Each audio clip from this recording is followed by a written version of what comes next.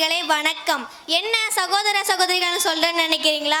ஆம், அமெரிக்காவில் தான் பேசிய உரையில் சகோதர சகோதரிகள் பேச ஆரம்பித்து அமெரிக்க பாராளுமன்றத்தை அதிர வைத்த சுவாமி விவேகானந்தரின் பொன்றுகளை பற்றி தான் நான் பேச வந்துள்ளேன். எனக்கு எதுவும் தெரியாது என்று எண்ணும் வரை மனிதன் எதையும் சாதிக்க முடியாது. நேரத்தை வீணாக்கும் போது கடிகாரத்தை பார், ஓடுவது முள்ளல்ல உன் வாழ்க்கை. கோழையோ முட்டாளுமே இது என் விதி என்பான். ஆனால் ஆற்றல் மிக்கவன் என் விதியை நானே வகுப்பேன் என்று கூறுவான். நீ எதை நினைக்கின்றாயோ அதுவே நீ மாறுகின்றாய்.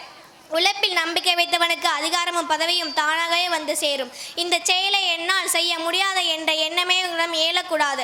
என்னால் செய்ய முடியும் என்ற தன்னம்பிக்கை மட்டும் உங்களுக்கு இருந்தால் போதும். உயிரே போகும் நிலை வந்தாலும் தைரியத்தை கைவிடாதே. நீ சாதிக்க பிறந்தவன். துணிந்து நில், எதையும் கீழ்ப்படியை கற்றுக்கொள். கட்டளிடும் பதவி தானாகவே உன்னை வந்து சேரும். துருப்பிடித்து தேவதை விட உழைத்து தேவது மேலானது. இது போன்ற எண்ணற்ற பொன்மொழிகளை சுவாமி விவேகானந்தர் கூறியுள்ளார். இவற்றில் ஒன்று மட்டும் நாம் பின்பற்றினால் நம் வாழ்க்கையில் முன்னேறலாம். அனைவருக்கும் நன்றி, வணக்கம்.